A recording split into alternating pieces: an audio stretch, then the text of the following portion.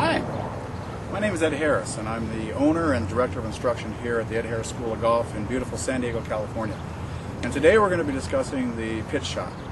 Now normally when we use that term we're talking about a short distance approach shot, short distance being relatively 30 yards or less. So we'll be looking at this shot discussing 3 points of view. First, we want to talk about the setup and how it promotes a high trajectory shot. Second thing we want to talk about obviously is the motion. And then third, we want to talk about some common mistakes that we see in this shot. So sit back, enjoy, and watch as we discuss the pitch shot. Okay, so let's talk about this shot.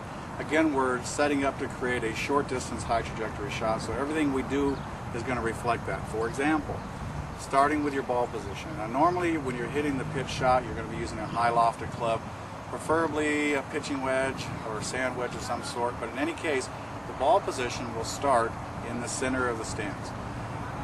Short irons will normally be played there, but keep in mind too, we can move that to create different types of shots or trajectories. For example, if we want to create a higher trajectory, we can move the ball forward in the stance and that adds loft to the shot. And vice versa, if we move the ball back in the stance, that will de-loft the shot. So this is important for the player to understand because in fabricating shots around the green, one of the primary considerations will be the trajectory. Now for this shot, a standard pitch shot, we're going to start with it in the middle or slightly forward if we want to create a little bit more trajectory.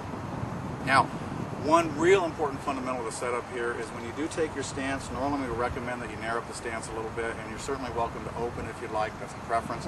But a key fundamental of this is to keep your weight on the front foot. We normally will leave the proportions up to the player, but typically you're going to ask for about 60, 65, maybe 70% of the weight on the front foot.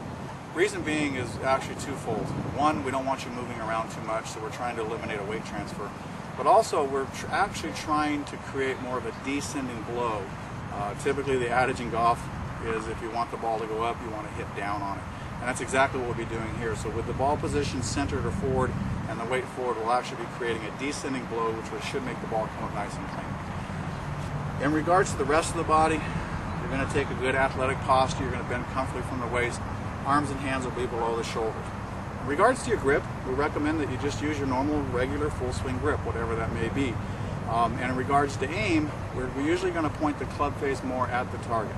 Even if I'm open or closed in my stance, I'm going to set the club face pretty much square to the target line. Now also keep in mind that there is one other way to create trajectory, and we can start opening and closing the club face as well. But for the standard pitch, we recommend that you keep the ball position center or slightly forward and set the club face square. That's pretty much it for the posture and the setup for this shot. Now, very important, we're dealing with a short distance approach shot. We're not hitting this 50, 60, 80 yards. We're hitting it 10, 15, 20 yards. So we'll use a motion that is specifically for short distance shots. It's typically referred to as a stroking motion. In my school, I often refer to this as a one-lever system because primarily we're only working with one moving part, and that's the shoulder. So it's very similar to the chipping or the putting motion. It's just a little bigger. We will consider the length of the backswing in regards to the forward swing because that's what will control the distance for this shot. But the more flat-wristed you can stay with this shot, the more you can keep the shoulders working, the simpler the shot becomes. So in review, we're going to set up with a weight on the front foot. We're going to play the ball either center or slightly forward to center. We're going to keep the weight on the front foot. And we're going to be using a stroking motion to execute this shot.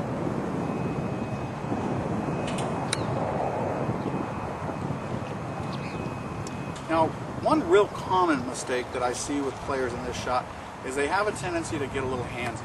And that's the thing we have to be careful of. Typically, when the player starts to get handsy or flippy with this, what starts to happen is you start to bring the leading edge of your wedge into play, and now you run the risk of blading it or scooting it across the green. So be very careful. We really don't want the front hand collapsing too much. This is a real common mistake.